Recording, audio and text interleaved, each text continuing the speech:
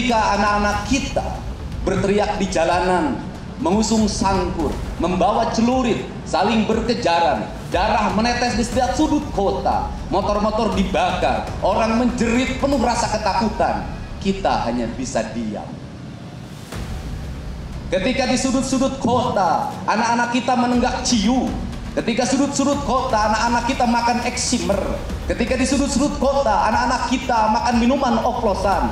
Mereka jatuh tersungkur, matanya merah penuh dengan rasa emosi, pulang ngamuk ke orang tuanya. Kita hanya bisa diam.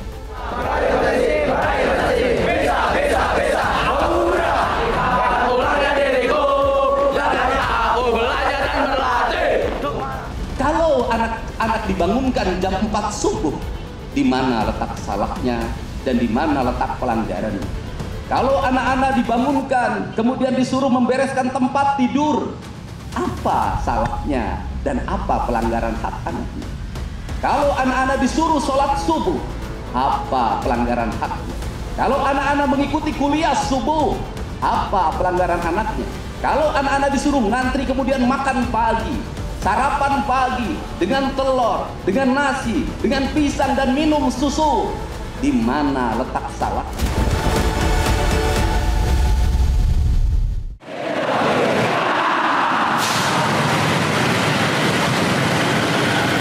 Hari Kebangkitan Nasional, Selasa 20 Mei 2025.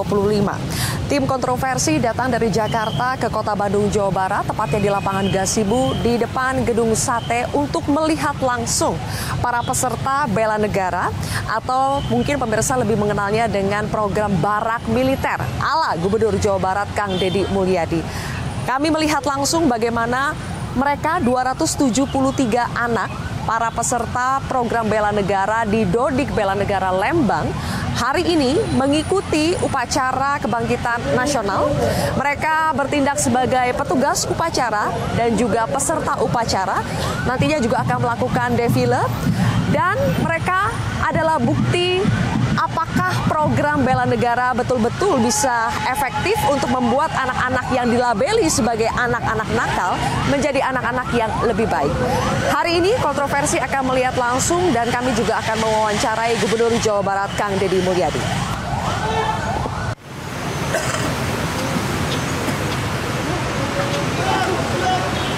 Kepada Sang Merah Putih, hormat sarjana!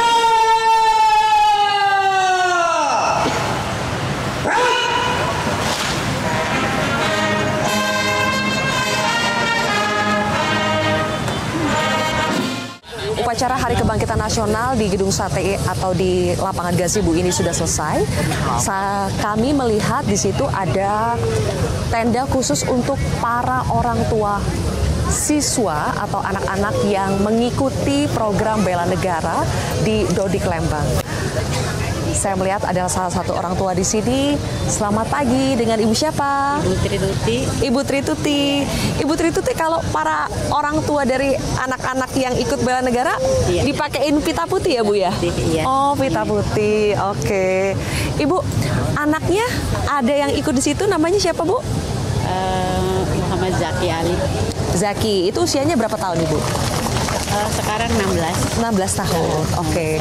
Ibu Tuti, gimana rasanya hari ini ngelihat anaknya menjadi petugas atau jadi peserta tuh di situ? Jadi peserta. Jadi peserta. Gimana rasanya, Bu? Alhamdulillah bangga. Bangga ya, Bu ya. Terharu gak Bu ngeliat anaknya? Terharu. Tadi udah sempat ketemu, Bu? Belum sempat. Belum sempat. Hari Minggu kemarin. Oke. Nengok ke barak. Oke, jadi sudah berapa lama anaknya ada di barak? Udah 2 minggu. 2 minggu. Sekitar 2 minggu lebih. Oke. Kenapa anaknya masuk ke barak, Bu?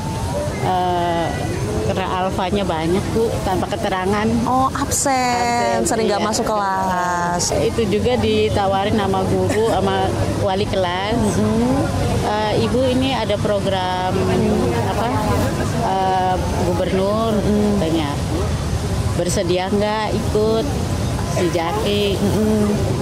Kata sayanya boleh, tapi ntar nanya dulu anaknya siap atau tidaknya. Oke. Ya Bu, itu mah terserah anaknya, katanya kalau anaknya bersedia mangga disiapin sekarang katanya gitu. Pada hari ini juga harus berangkat. Oke, tapi sempat khawatir gak Bu pas dengar mau dibawa ke barak militer gitu? Enggak sih. Enggak takut Bu? Enggak takut. Oh malah dukung Bu? Dukung. Anaknya mah iya takut katanya. Mama ntar di sana nggak pegang HP karena dia tuh 24 jam pegang HP. Oh, emang penyakit anak sekarang pegang HP ya Bu ya? Gamenya tuh. Kata saya tuh, Dek, ntar di sana nggak apa-apa nggak pegang HP juga, di sana belajar disiplin. Biar kamu apa yang kamu bisa tunjukin. Kamu harus di sana harus berprestasi. Terus pas kemarin hari Minggu ya sempat ketemu ya? Udah ngeliat ada perubahan belum?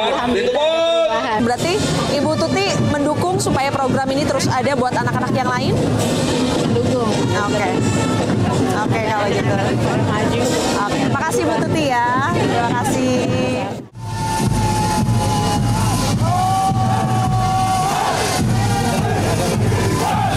Melintasi depan kita, satu peloton marinir dipimpin oleh Letnan Marinir Randy. Yang mana Bu anaknya Bu? Belum? Seragam kuning. Oh, seragam kuning masih di belakang ya? Oke, sekarang sedang berlangsung defile yang tadi diikuti oleh berbagai pasukan elit dari TNI. Tapi anak-anak lulusan dari program bela negara di barak militer di Dodim Lembang juga ikut defile pada Hari Kebangkitan Nasional ini. Ini adalah berbagai peleton, mereka dibagi menjadi beberapa deleton, kurang lebih ada 6 peleton dengan seragam yang berbeda-beda. Saya juga di sini bersama dengan orang tua siswa. Yang mana Bu? Anaknya belum ya Bu? Masih di belakang. Oke. Coba Bu, dada-dada, mana anaknya? Oke.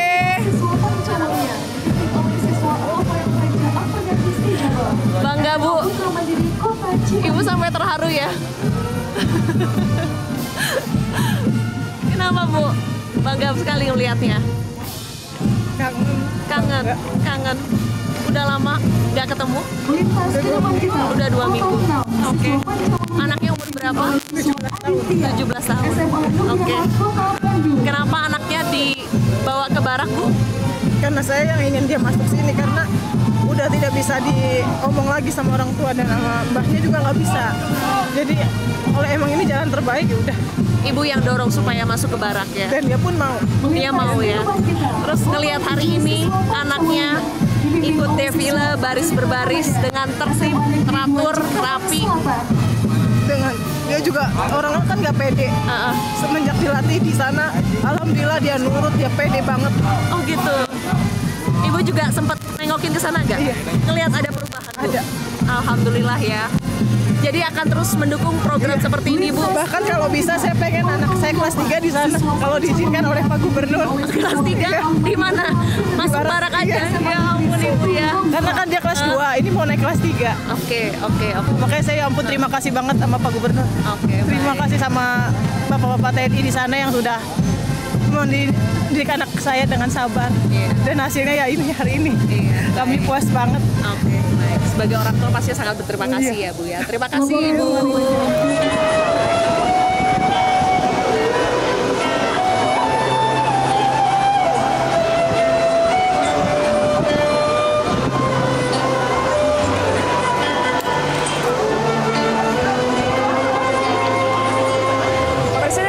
Pertemuan antara orang tua dengan anak-anak yang selama 2 minggu terakhir dibawa ke barak militer, tepatnya di Dodik Lembang, untuk mengikuti program pendidikan karakter.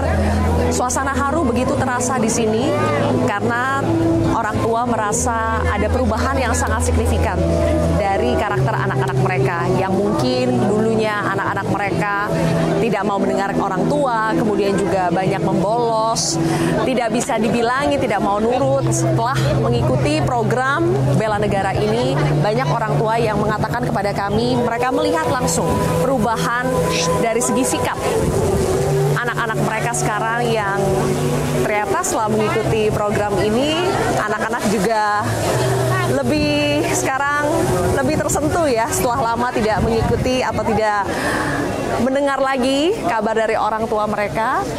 Di sini ada yang membawa bunga, kemudian berfoto-foto, mengabadikan momen ini. Tadi juga orang tua sangat terharu ketika melihat anak mereka ikut baris berbaris defile menjadi petugas maupun peserta dari upacara Hari Kebangkitan Nasional yang digagas oleh Pemprov Jawa Barat. Dan mudah-mudahan setelah mereka lulus dari program Bela Negara ini, mereka bisa konsisten menjalani hari-hari yang lebih baik lagi.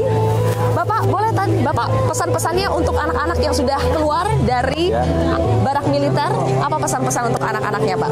Semoga menjadi anak yang sukses, ya, kepribadian yang disiplin, sesuai dengan Pancawaluya, biar dia tetap meningkatkan takwaan, kedisiplinan, selalu berbakti kepada orang tua. Bapak ikut melatih juga pada saat di barak, Pak? Sama di barak, ya. Program pelatihannya kurang lebih itu seperti apa sih, Pak? Kalau programnya ya sesuai dengan anjuran dari Bapak Gubernur, ya kan? Dia hidupnya pola hidup yang disiplin. Pola hidup yang disiplin. Oke, mudah-mudahan ini bisa lanjut terus ya, Pak. Secara karakter mereka tetap konsisten, jadi lebih baik lagi. Terima kasih untuk Bapak-Bapak TNI juga. Mari, Bapak.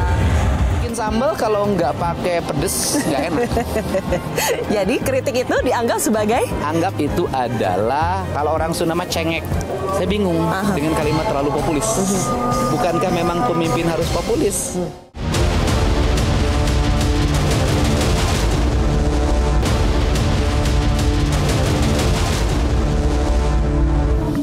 Dan Bangpur AIS 300 Raja Wijaya, abitur secara reguler tahun 2024.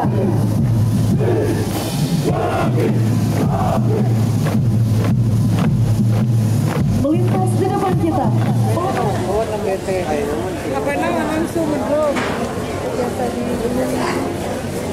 Halo, Dede.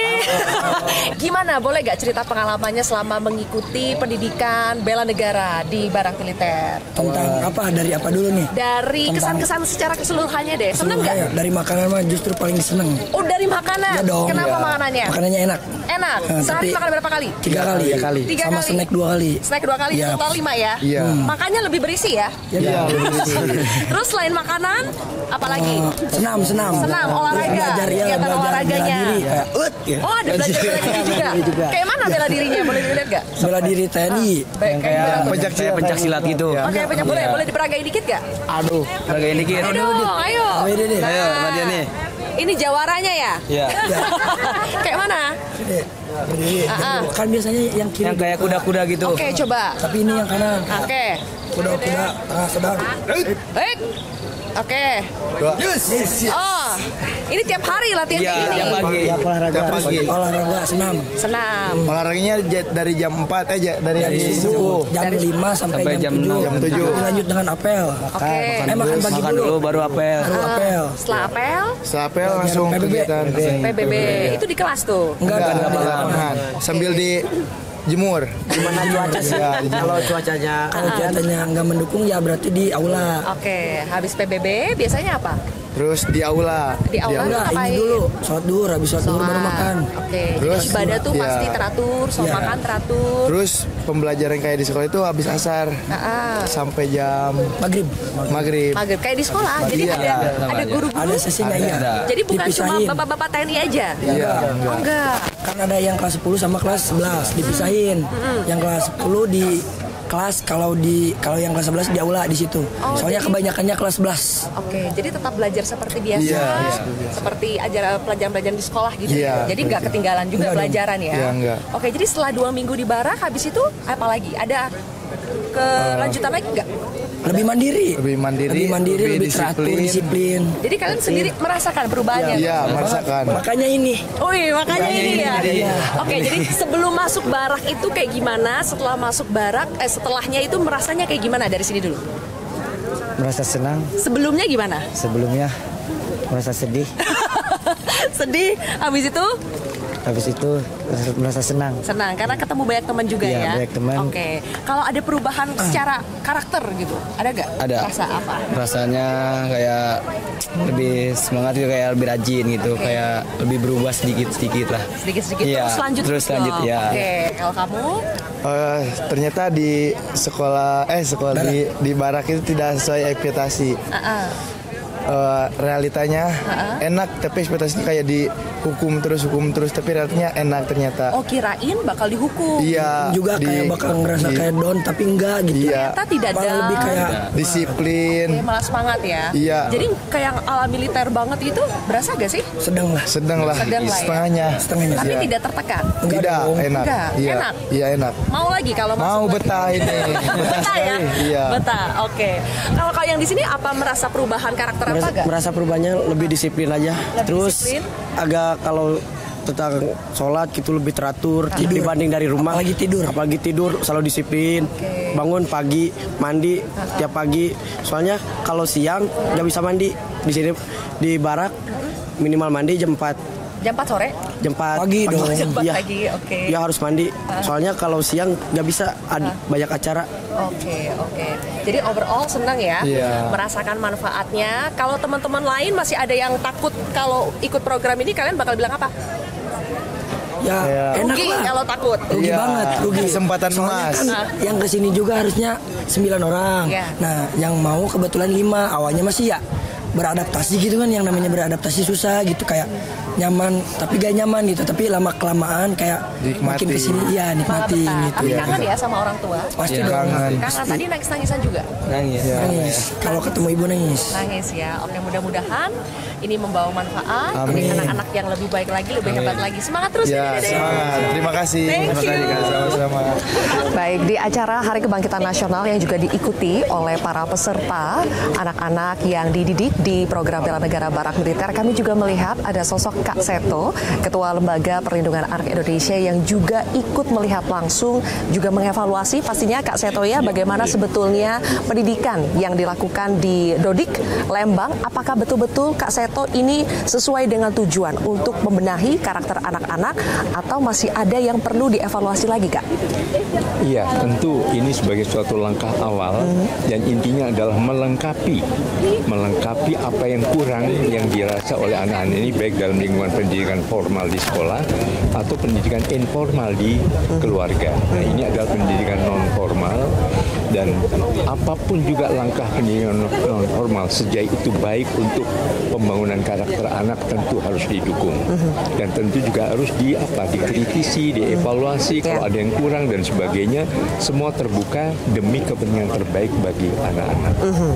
Program ini menuai kontroversi juga, Kak Seto, karena ada embel-embel ini dididik ala militeristik, karena dibawa ke barak militer, kemudian dididik juga oleh anggota TNI. Kak Seto melihatnya seperti itu kah? Terlalu militeristik kah?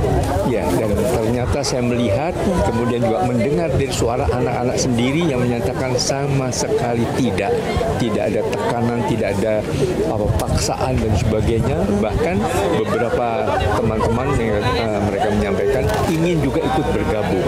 Dan saya sendiri juga dihubungi beberapa anak-anak juga remaja SMA yang gimana caranya ikut. Coba sampaikan ke Kang Deddy, mohon terbuka juga untuk anak di luar Jawa Barat, bahkan yang begitu. Jadi artinya marilah kita sama-sama dengan hati yang bersih melihat suatu itu selalu dengan mengecek langsung dan juga mendengar suara anak. Jadi Kak Seto berbeda ya dengan suara-suara yang minta program ini dihentikan saja. Ya, artinya saya berpikir kalau ini dihentikan, kalau itu kalau sekolah ada yang keliru juga sekolah dibubarkan. Jadi berarti tidak benar kan. Jadi apapun juga selalu ada kekurangan, kelemahan, dan marilah kita saling melengkapi dan semua dilakukan adalah demi kepentingan terbaik justru untuk anak-anak sendiri. Ada satu lagi Kak Seto yang harus saya tanyakan. Video Kang Deddy itu kan viral yang memperingati anak-anak supaya tidak nakal, supaya menuruti orang tua, tapi akhirnya dimanfaatkan oleh orang tua untuk dalam tanda kutip menakut-nakuti anak mereka. Itu bagaimana pendapat dari Kak Seto? Iya, saya dengan segala hormat mohon kepada para ibu-ibu, mohon video itu jangan jadi alat untuk justru menekan putra-putrinya, karena itu tanpa sadar justru melakukan kekerasan terhadap anak-anak. Anak-anak akhirnya juga malah tidak bisa menerima itu secara jernih, dan akhirnya takut terhadap koreksi, nasihat atau apapun juga. Dan mohon para orang tua menjadi sahabat anak, sebagaimana juga Kang Deddy yang nanti akan kami daulat sebagai sahabat anak-anak Jawa Barat.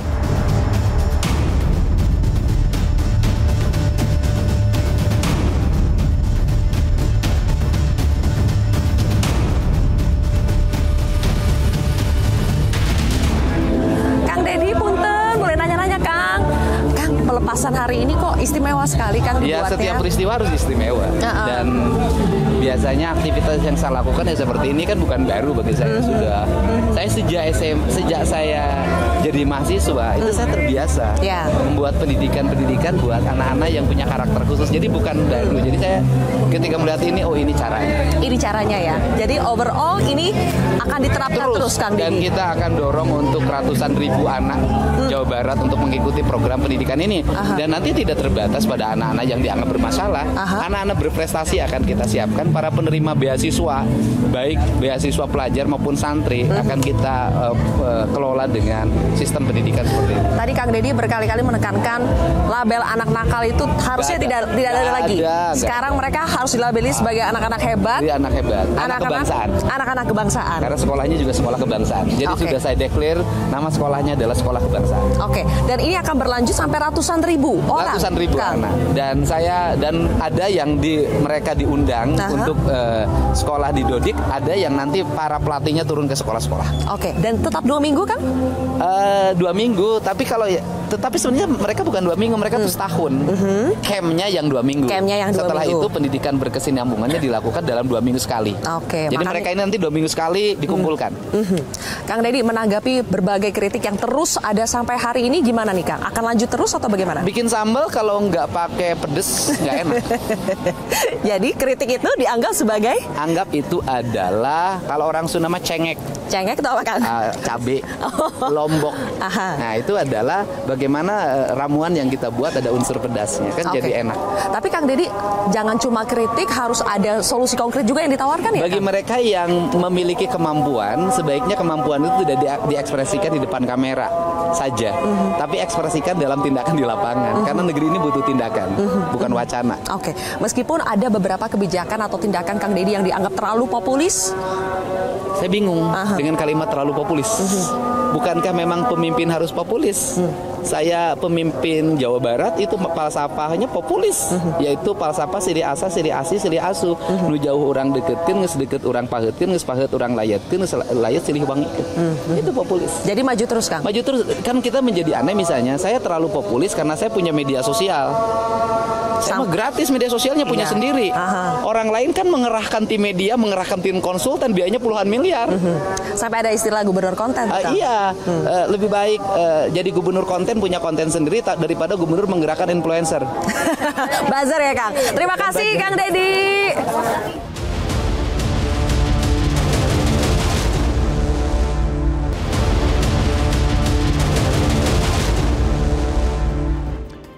Kembali lagi bersama saya Kevin Egan, pemirsa di program Kontroversi. Dan tadi sebelum jeda iklan kita sudah menyaksikan bersama liputan langsung dari rekan saya Zilvia Iskandar berkaitan dengan barak militer ini, di mana Zilvia sudah bertemu langsung dengan para lulusan barak militer, sudah bertemu dengan orang tua dari para siswa yang sempat dikatakan bermasalah, dan juga bahkan juga sempat sudah bertemu juga dengan Gubernur Jawa Barat Kang Dedi Mulyadi. Kita akan diskusikan lebih banyak mengenai tema kita pada hari ini di program Kontroversi. Di studio saya akan perkenalkan satu persatu. Di sebelah kanan saya ada pakar komunikasi politik Henry Satrio, dan kemudian di sebelah kiri saya ada politikus Partai Golkar Nurdin Halid, dan Ketua Komisi Pelindungan Anak Indonesia Ibu Ai Mariati Solihah. Dan sudah bergabung bersama kami pula melalui sambungan Zoom ada Ketua DPRD Provinsi Jawa Barat Buki Wibawa. Selamat malam Bapak-Bapak dan Ibu, terima kasih sudah bersama kami di program Kontroversi. Kita akan memulai diskusi kita pada malam hari ini dengan mencermati pernyataan dari Gubernur Jawa Barat Kang Dedi Mulyadi berikut ini. Ya, inilah pernyataan dari Kang Dedi. Yang harus dilakukan KPAI-nya adalah mengambil langkah untuk menyelesaikan berbagai problem yang dialami oleh anak-anak remaja kita. Apakah itu karena problem di rumahnya, problem di sekolahnya yang akhirnya mengarah pada tindak kriminal. Bu Ai mungkin bisa menanggapi, KPAI diminta untuk turun tangan langsung untuk kemudian mengurusin, tidak hanya ngurusin persoalan tempat tidur dan sejenisnya, tapi kemudian juga harus mengambil langkah untuk menyelesaikan berbagai problem yang dialami oleh anak-anak. Tanggapan Bu Ai, silakan. Betul, pertama kita mengenal tugas dan fungsi ya secara aturan regulasi bahwa kami memang mengawasi itu Mas Kevin. Dan dalam konteks pengawasan ini jelas kami selalu mengapresiasi inovasi regulasi, ya, program kebijakan maupun bentuk-bentuk partisipasi yang melibatkan anak dalam setiap bentuk pemerintahan yang sedang berinteraksi dan melakukan langkah-langkah untuk anak Indonesia. Nah, dengan kategori itulah kami melihat apakah program ini sesuai dengan regulasi kita atau tidak. Kan tentu ini yang menjadi landasan utama, pedoman utama. Anak-anak yang seperti apa yang hari ini sedang disasar, itu yang paling saya lihat sebagai implementasi utama pengawasan KPAI. Dan betul ketika kami awasi yang disebut terminologi anak nakal itu sebetulnya sudah jauh kita tinggalkan sejak 97. Kita berubah pada anak yang berhadapan dengan hukum, mereka membutuhkan perlakuan khusus, dan mereka anak-anak yang membutuhkan perlakuan-perlakuan yang istimewa, ya, kalau kita mengenal secara inklusi. Nah, ini yang kemudian kami berikan masukan gitu. Dan hasilnya betul kami bertemu dengan 90 anak yang dari angkatan pertama mungkin, ya, saya menyebutnya. Memang betul kalau ini dari sisi regulasi peraturan gubernurnya untuk anak-anak yang tawuran dan berikutnya anak-anak yang dianggap geng motor dan lain sebagainya, kami menemukan 32% bahwa ini adalah anak-anak yang mereka lainnya, bukan dari itu semua. Dan menemukan kembali yang kedua adalah bolos sekolah, yang ketiga baru tawuran, gitu ya, dari 90 anak ini.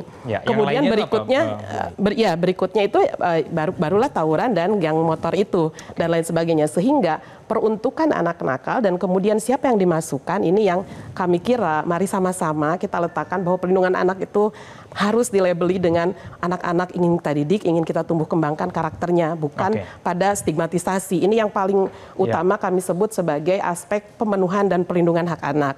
Yang kedua tentu pada aspek pedomannya. Kalau kita sepakat ini disebut anak-anak yang memiliki perilaku khusus sesuai Undang-Undang Perlindungan Anak dan kemudian peraturan pemerintah tentang perlindungan khusus anak, maka kita harus menyertakan asesmen awal anak-anak ini memiliki persoalan apa. Ini yang kami lihat dan kami dekati gitu, ya. Kami juga secara random ngobrol dan lain sebagainya. Dan ketika dikatakan kami tidak ada keterangan dari secara asesmen psikologis, ya, kami juga tidak memiliki referensi apakah dari BK ini sudah dikonsultasikan dengan psikologi. Kami melihat bahwa memang peruntukan kedisiplinan yang dimaksud dengan penyelesaian persoalan yang dianggap nakal tadi, ini harus betul-betul memiliki link and match. Sehingga bagi kami adalah bagian dari pengawasan ini, monggo menjadi satu masukan, menjadi satu alat usulan. Bu Aya, tapi kalau kita lihat tadi liputan Zilvia, kita lihat ibunya tuh happy, bahkan sampai terharu begitu. Lalu kemudian anak-anaknya juga merasa kayaknya tidak terlalu mendapatkan tekanan itu ketika ada di barak militer itu. Apakah ketika melihat itu tetap harus dievaluasi program ini, Bu Aya? Secara objektif ini masuk ke asesmen kami bahwa 100% orang tua memang mengizinkan. Dan yang kedua, anak-anak ini ya tadi, saya mau apa gitu ya, 6,7% dia mengaku saya tidak tahu mau ngapain di sini. Nah, ini yang dimaksud dengan partisipasi anak diminta persetujuan.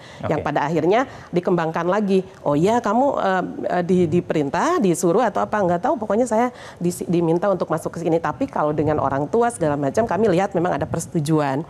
Jadi dua hal ini yang pertama, baik itu sinkronisasi dengan aturan perundangan tentang terminologi nakal, tapi kemudian menjadi anak berprestasi, anak yang kemudian ditumbuh kembangkan optimal, saya kira setuju saja. Tetapi kalau terminologinya anak nakal, anak bandel gitu ya, yang kemudian pendekatannya barak militer, ini yang coba kami lakukan pengawasan, lalu diberikanlah usulan-usulan kami sehingga bisa diposkan bahwa yang dimaksud untuk memberikan perlindungan khusus pada anak-anak ini membutuhkan asesmen psikologis, mendudukan segala macam bentuk intervensi, baik itu berkelanjutan maupun juga jangka panjang yang pasti harus diterima oleh anak-anak kita. Saya mau nanya, Bu, dampak terburuknya apa sih dari barak militer ini? Saya setuju tuh, tadi kan kita ngelihatnya, makanya nih saya ngelihatnya dari satu sisi aja, dari sisi komunikasinya si orang tua, happy tuh, bangga, terharu, walaupun dia bilang, emang udah nggak bisa diomongin lagi, jadi saya izinin lah, itu gitu.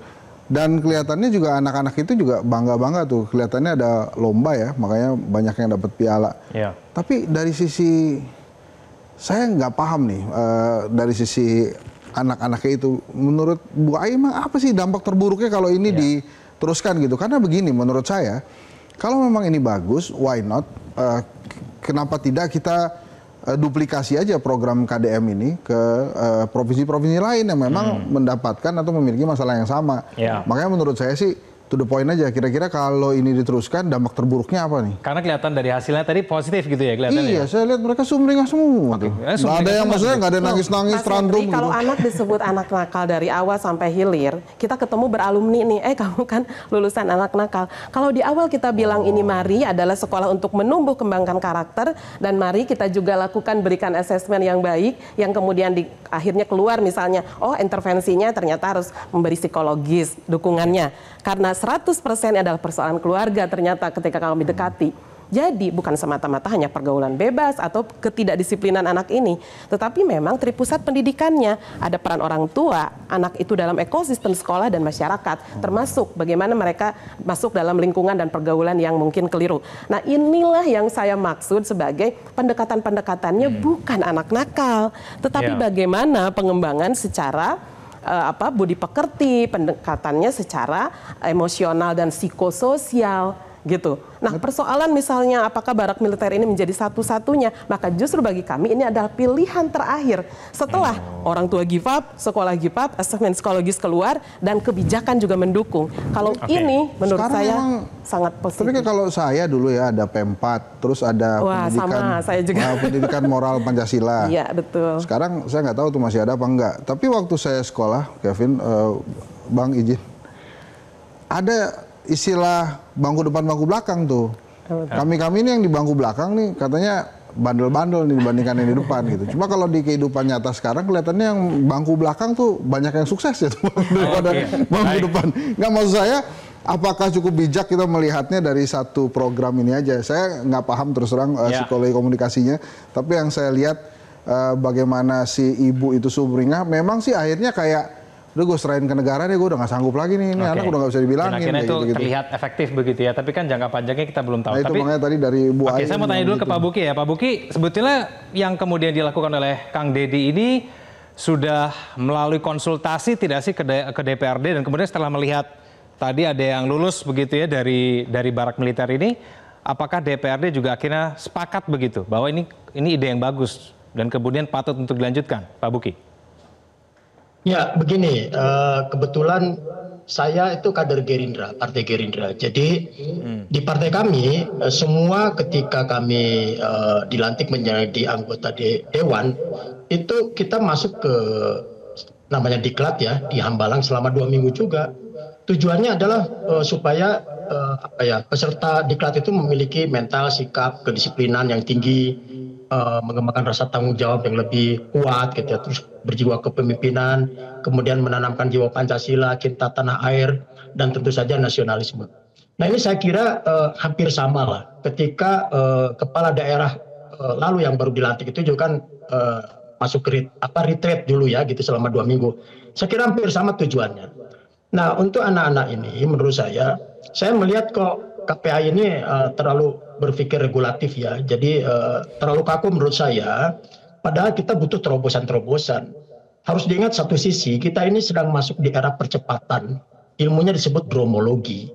Nah, ketika ada masalah di depan mata kita, bahwa kita seringkali menonton perilaku-perilaku anak-anak remaja, anak-anak SMP bahkan, itu bisa melakukan hal-hal yang di luar akal kita. Misalnya ya, tawurannya udah di ambang batas kewajaran. Lalu mereka bisa menggunakan parang, bisa membabat musuhnya dengan tanpa perasaan gitu ya. Mereka juga ada yang terlibat dalam kebiasaan minum-minuman oplosan, obat-obatan, perkelahian, kemudian juga hal-hal yang negatif lainnya, begal, geng motor dan sebagainya. Nah, ini secara umum. Nah, bagaimana kalau kita melihat ini dianalogikan sebagai orang yang sakit, tentu harus dibawa ke dokter umum dulu gitu. Nah, setelah dari dokter umum baru diberi obat, ada yang bisa selesai di dokter umum, ada yang mungkin nanti membutuhkan dokter spesialis. Jadi saya melihat program dari Deddy Mulyadi ini, Gubernur Jawa Barat, adalah seperti anak-anaknya diberi diberi treatment seperti diobati oleh dokter umum. Nah, namanya tadi itu ada istilah masuk barak militer dan sebagainya. Satu hal ya yang ingin saya tekankan adalah bahwa ini anak-anak remaja, tadi sebut usia 16, 17 ya, dalam rentang usia menurut psikologi perkembangan ini ada di rentang usia remaja tengah sebetulnya gitu ya. Mereka ini sedang mencari jati diri, belum membuat keputusan. Mereka merasa dirinya dewasa, tetapi sifat anak-anaknya masih ada, sehingga masih membutuhkan bimbingan ketika mereka melakukan hal-hal yang tidak diharapkan oleh norma-norma atau nilai-nilai di lingkungannya. Oleh karena itu menurut saya, arah atau apa yang dilakukan oleh Gubernur Jawa Barat ini menurut saya sesuatu yang baik. Hal yang baik kenapa sih harus dikontroversialkan gitu ya, dikontroversikan gitu. Tidak perlu dikontroversialkan begitu ya, Pak Buki ya? Iya. Oke. Jadi maksudnya begini ya, KPAI coba datanglah ke sana seperti yang dilakukan oleh Kaseto. Ternyata kan di sana juga disediakan, Pak, psikolog disediakan, tenaga kesehatan disediakan, guru agama disediakan, guru sekolah biasa disediakan. Dan kenapa sih seperti tidak mempercayai institusi TNI gitu? Padahal itu suka dilakukan juga. Kepada Bu Ai untuk menanggapi ya, Pak Buki ya. Tapi saya mau ke Pak Nurdin dulu nih, Pak Buki ya. Pak Buki, kebijakan dari Kang Deddy Mulyadi ini ternyata kemudian tidak hanya memiliki dampak terhadap anak-anaknya dan juga pada orang tua, tapi kemudian juga disebut popularitasnya meningkat begitu di Jawa Barat. Nah, Pak Nurdin sendiri melihat apakah kebijakan ke barak militer ini lebih banyak untuk kebijakan yang populis saja, ataukah memang memberikan dampak yang signifikan begitu untuk warga Jawa Barat? Ya, saya secara pribadi sangat mengenal dekat dengan Deddy Mulyadi ya. Jadi waktu saya ketua harian Golkar, beliau ketua DPD Golkar Jawa Barat. Memang Kak Deddy ini sejak dia jadi bupati, dia memang sudah mampu membranding dirinya secara populer itu. Nah, tetapi kemudian kepemimpinannya yang melahirkan berbagai kebijakan itu juga menghadirkan polarisasi. Ya. Ada yang diapresiasi karena dianggap kebijakannya itu adalah pro rakyat dan sangat komunikatif di medsos. Tapi ada juga yang mengkritisi bahwa kebijakannya itu tidak etis, gitu ya. Lemah dalam teori dan tidak berbasis keilmuan, kemudian berpotensi melanggar HAM. Dan perlu kita pahami bahwa setiap kebijakan yang populis dengan pendekatan yang populis belum tentu bisa menyelesaikan permasalahan secara berkelanjutan. Tapi saya bisa memahami bahwa apa yang menjadi kebijakan Kang Deddy tentang anak-anak yang saya tidak setuju sebetulnya menggunakan kata-kata anak nakal itu ya. Karena nanti akan tercipta stigma ketika dia keluar dari barak militer, kemudian teman-teman kau alumni militer. Alumni apa namanya anak nakal. Gitu. Nah itu stigma itu tidak bagus. Ini solusi jangka pendek apabila dikaitkan sebagai sebuah sotrapi ini bagus ya dalam upaya untuk menciptakan kesadaran. Tapi saya sebetulnya tidak yakin ini bisa menciptakan kesadaran kolektif bagi anak didik kita dalam jangka panjang. Oleh karena itu ini perlu ada solusi dari Kementerian Pendidikan sebetulnya. Ya. Harus diberi kegiatan ekstrakurikuler dibanding intrakurikuler yang sebanding itu. Sehingga anak-anak kita itu tidak punya waktu dan kesempatan untuk berbuat sesuatu yang tidak baik untuk dirinya maupun untuk masyarakat. Jadi ada cara lain begitu ya Pak Rudi ya? Tidak harus barak militer begitu ya? Dulu zaman saya dulu sekolah, ada namanya Persami. Perkemahan Sabtu Minggu. Siswa-siswi ini adalah melakukan karya nyata di sebuah desa dalam bentuk berkemah. Di sini bisa dilakukan ini sebetulnya.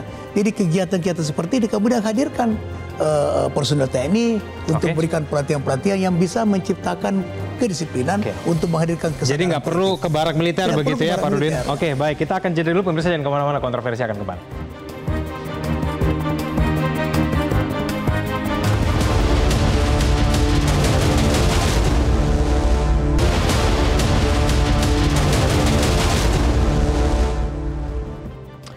Ya, kembali bersama kami di kontroversi. Saya kembali ke Mas Henry. Masih kita berbicara mengenai popularitas Mas Hensat. Kalau kita lihat apa yang dilakukan oleh KDM dengan kebijakan barak militer ini menaikkan popularitasnya gitu. Dan tidak sedikit orang yang menganggap bahwa apa yang dilakukan sekarang ini punya dampak di tahun 2029. Tanggapannya bagaimana Mas Henry? Membuat popularitas itu jauh lebih mudah dibandingkan mempertahankan popularitas. Nah, kalau tidak bisa memanfaatkan momentum-momentum selanjutnya, ini menurut disertasi saya nih, itu popularitasnya turun sendiri. Apalagi kalau di 2029, kalau kita mengacu kepada politik hari ini kan ada Pak Prabowo dan Mas Gibran. Kalau KDM mau maju di 2029, kan mestinya jadi wakilnya Pak Prabowo tuh. Karena kan dia Gerindra kan. Kalau jadi wakilnya Pak Prabowo kan artinya harus meminggirkan Mas Gibran. Nggak mungkin lawan Pak Prabowo, nggak mungkin? Ya nggak mungkin. Menurut saya sih, apapun itu nggak mungkin lah gitu ya. Nah, sekarang kan Mas Gibrannya masih bersama Pak Prabowo atau tidak? Kalau melihat kemesraan Pak Prabowo dengan Pak Jokowi, hari ini, kalau itu diteruskan sampai 2029, ya Prabowo Gibran lagi gitu kan. Tapi saya kira Bu Henry, arah kebijakan Kang Deddy bukan ke situ sebetulnya. Kalaupun dia mendapatkan dampak positif terhadap kebijakannya popularitas itu bukan sesuatu yang disengaja oleh Bung Kang Deddy, tapi perlu diketahui bahwa memang dia sudah punya followers itu lebih dari 3 juta gitu. Jadi tampak kebijakan ini sudah ada. Memang Kang Deddy itu memang seorang sosok pemimpin yang karakternya memang suka menciptakan konten, makanya ada yang menggelar dia gubernur konten. Tapi menurut saya bukan 2009 untuk nasional. Ya kalau itu pun tercapai ya untuk tetap periode kedua. Dijawab periode kedua di Jawa Barat. Tadi kan soalnya Bang Kevin nanyanya kira-kira 2029 gimana? Kalau menurut saya sih 2029 ke nasional.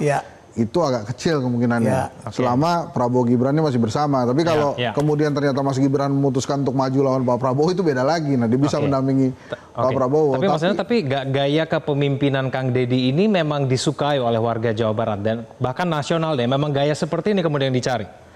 Gini, memang orang Indonesia itu suka atau tidak suka, termasuk saya ya. Banyak yang suka drama-drama dan sinetron-sinetron. Maka bila ada pemimpin yang memberikan drama-drama dan sinetron seperti ini, itu langsung disukai. Itu kan udah ada contohnya Pak Jokowi kan. Tapi kan Pak Jokowi canggih banget itu pencitraannya.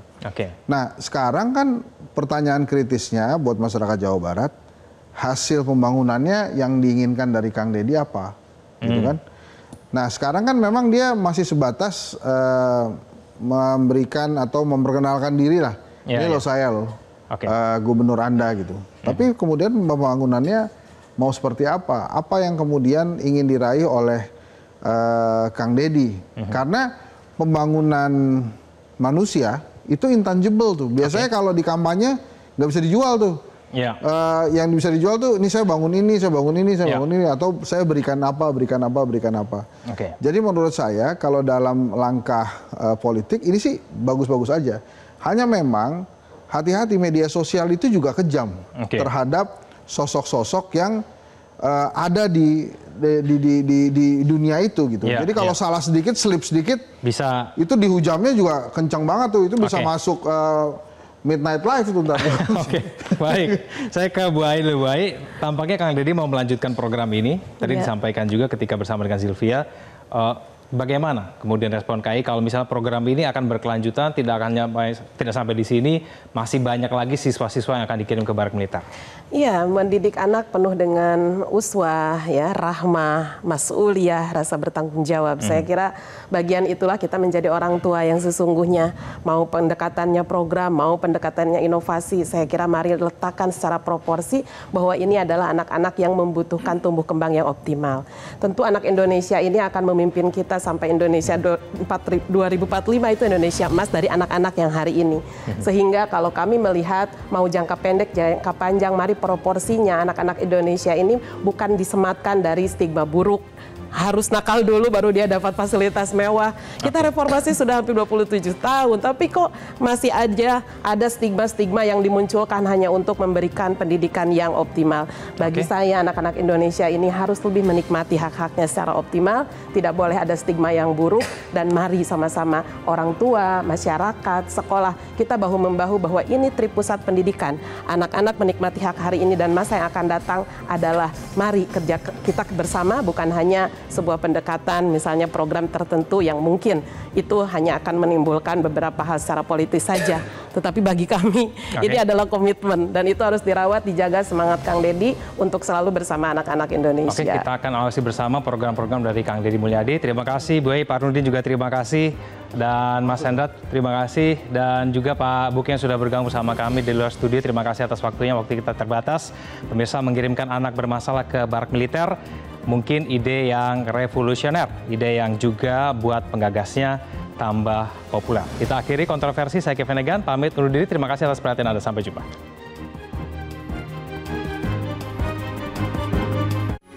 Metro TV. Jelajahi cara baru mendapatkan informasi. Download Metro TV Extend sekarang.